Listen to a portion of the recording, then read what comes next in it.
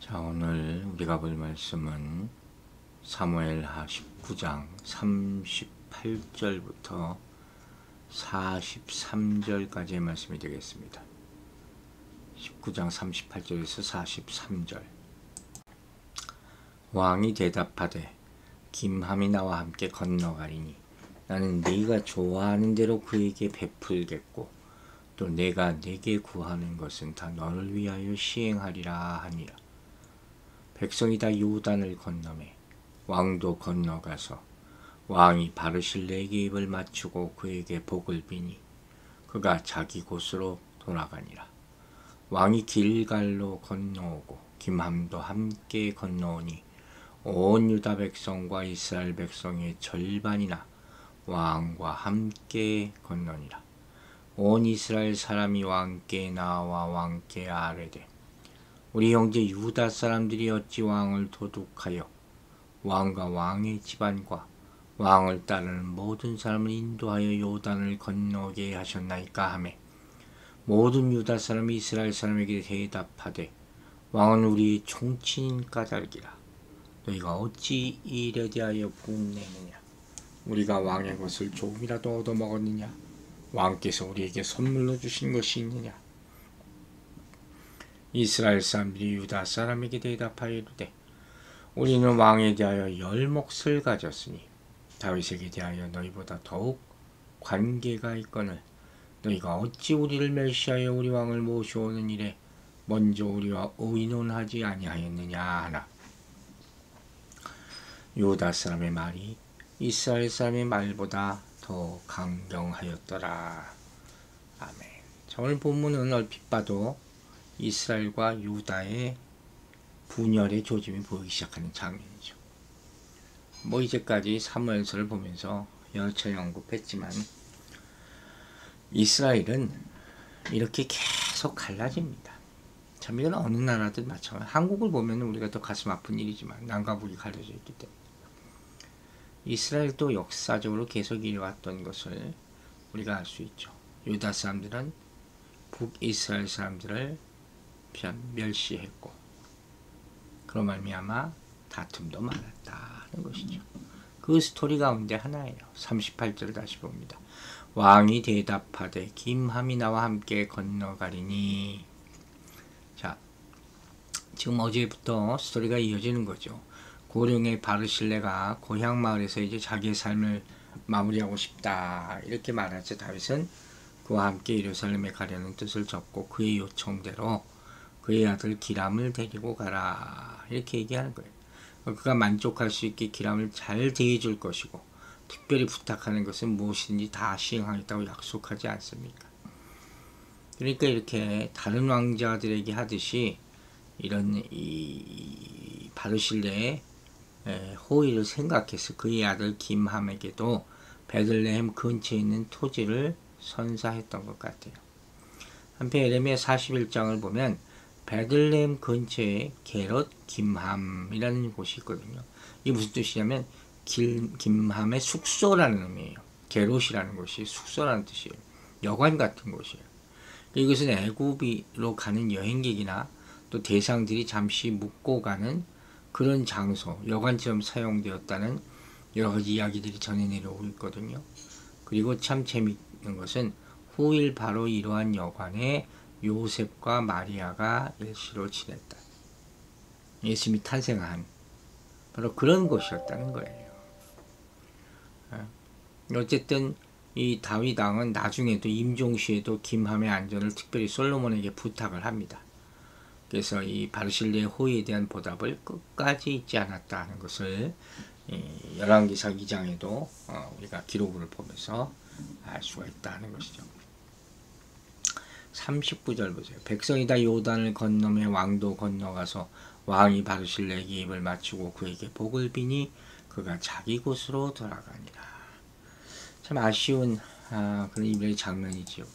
왜냐면 이 바르실레가 결정적인 순간에 다윗 왕을 도왔기 때문에 다윗 왕으로서는 이런 신하가 하나라도 더 옆에 있었으면 했을 것 아닙니까?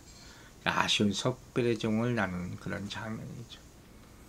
그리고 아까 말했듯이 다윗은 아들 솔로몬에게 유언할 때 이 아들에게 대해서 이 김함에 대해서 꼭 부탁을 하죠. 그러니까 이렇게 자손에게 은혜를 베푸는 것,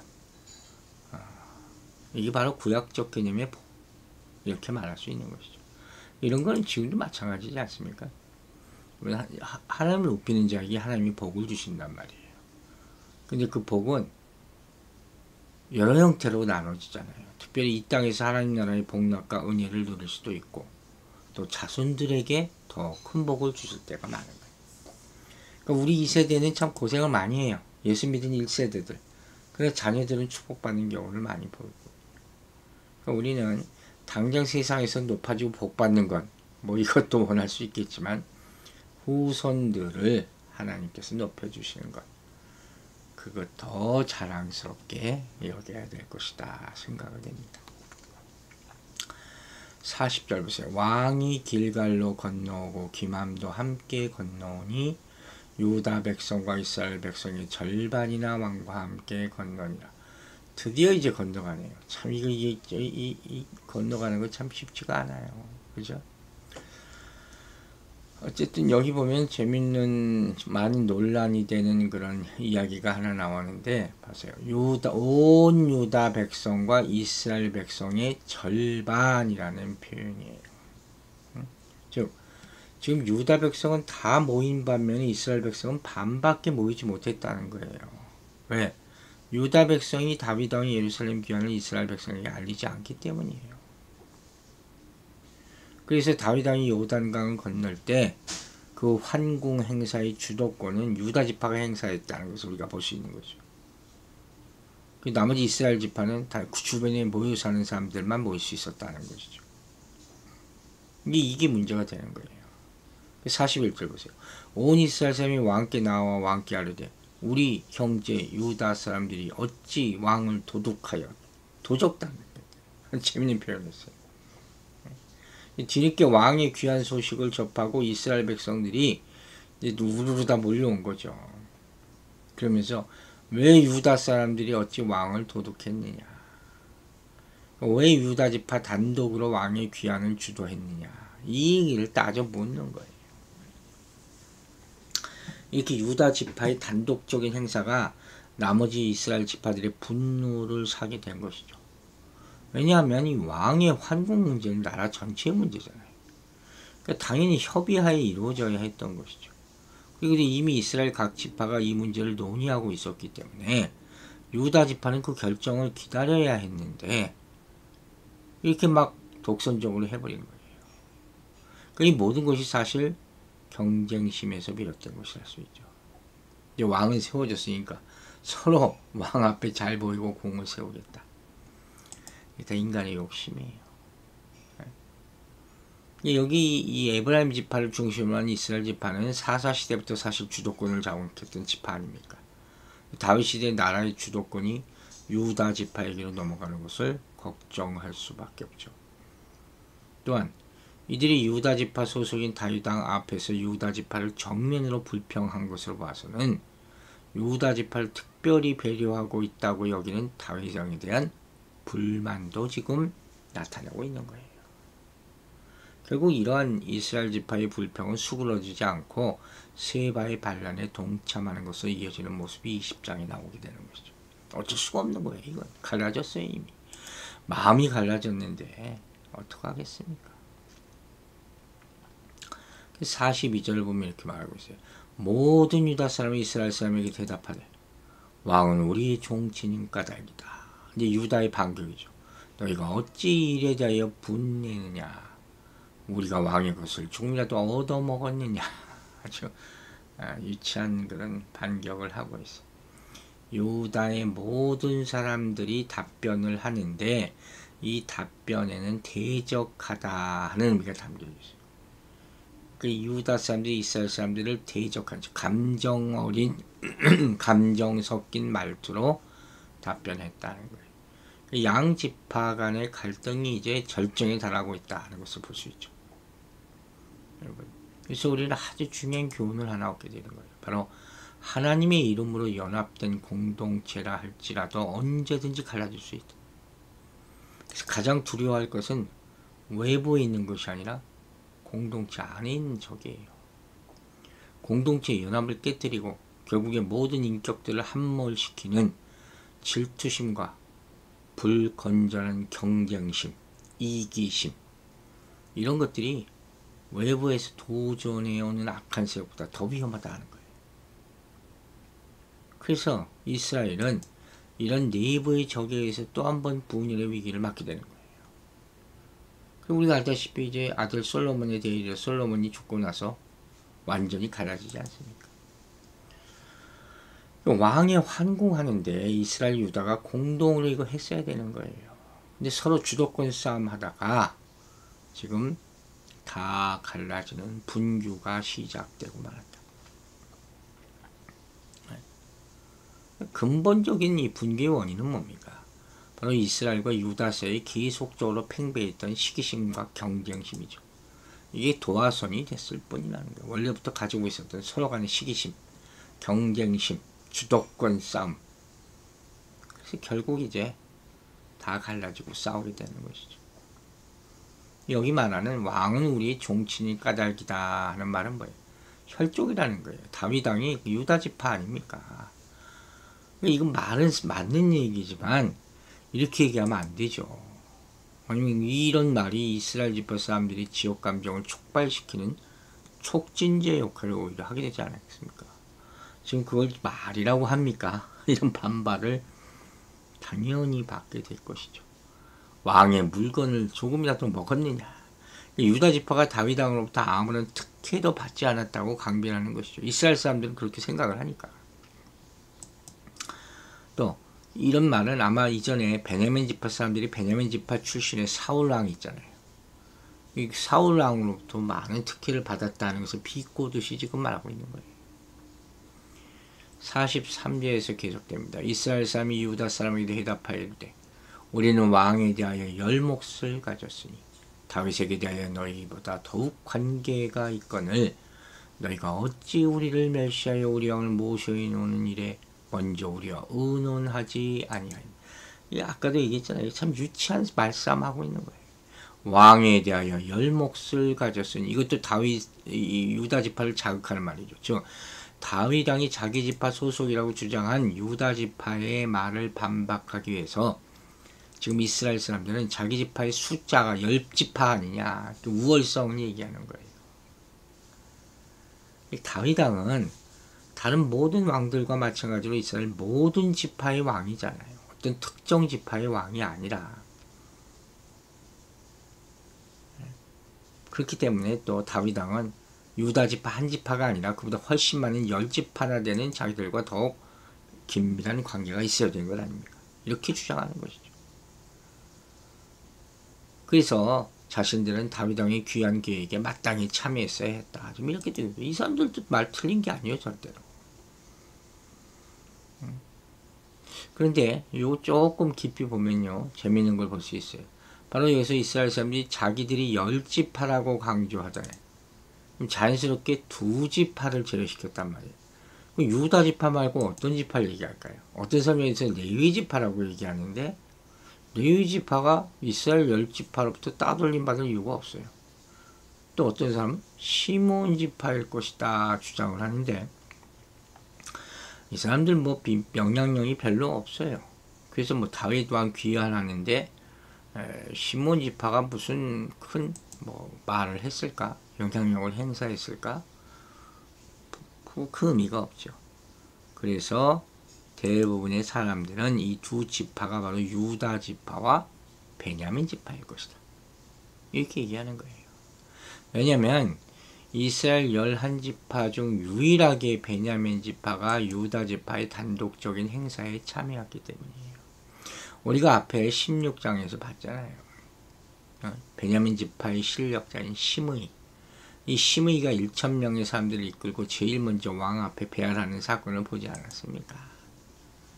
따라서 이런 베냐민 지파의 움직임은 분명히 다른 10지파에게 불쾌감을 줬을 것이란 말이에요. 저 지파, 저 베냐민 지파 왜 이렇게 앞서서 티를 내느냐, 소위 말하는 오늘날 말 그런 거죠.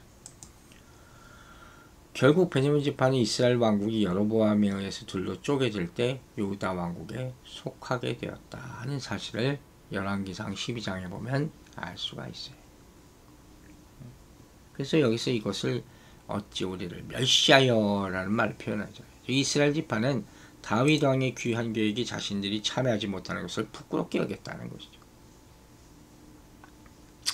그래서 유다 사람들이 이스라엘 사람들보다 더 큰 목소리로 감정을 섞어서 격렬하게 지금 항의하고 있는 이런 모습들이 다 나중에 다툼이 되고 반역이 되는 그런 조짐을 만들어 내는 것이죠. 이처럼 왕의 귀한 문제를 둘러싸고 이스라엘 지파와 유다 지파가 기득권 다툼을 벌입니다. 여러분, 이래서 싸우는 모습을 저는 참 교회 안에서 많이 봤습니다. 너무도 안타까운 일이죠. 교회는 이런 세상적인 욕망으로부터 완전히 자유할 수 없는 집단이에요. 모든 인간이 이런 욕망을 가지고 있기 때문에 주님을 높이기보다는 기득권을 지키려고, 자신을 높이려고 이런 사람들이 교회 안에 너무 많이 있어요. 이거 정말 조심해야 돼요. 정말 일어나야 돼요. 교회 오래 다닌 분들, 이건 내 교회야 하는 분들 너무 많이 봤어요. 어떻게 자기 교회입니까? 이 교회가 하나님 교회지. 자기들이 교회를 지켰습니까? 자기들이 교회를 세웠습니까? 하나님 앞에 어떻게 그렇게 말할 수가 있습니까? 또 신앙생활 한 지 얼마 안 됐다고 막 무시하는 사람들도 있어요. 이것도 크게 잘못하는 거예요. 여러분, 우리 기득권은 하나님의 은혜로 그분의 자녀되는 것, 그 나라의 백성이 되었다는 것, 그것뿐이에요. 다른 권리는 없어요. 없어야 되는 거예요. 당신의 권리를 다 포기하시고 이 땅에 죄인의 모습으로 오신 예수 그리스도를 생각하며 그렇게 봉사할 수 있는 우리 모두가 되기를 간절히 기도합니다. 기도하겠습니다. 아버지 하나님, 오늘 가슴 아픈 마음으로 이 말씀을 봅니다. 유다와 이스라엘이 갈라지기 시작합니다. 그들 스스로의 이기심 때문에 나라가 갈라집니다. 자기들이 주도권을 잡겠다고 싸우기 시작합니다. 자기 의들이 이렇게 강한 것을 우리 안에도 이런 것들이 있음을 깨닫게 하여 주시옵소서. 더 내려놓게 하여 주시옵소서. 끝까지 내려놓게 하여 주시옵소서. 우리의 주장이 아무것도 없습니다.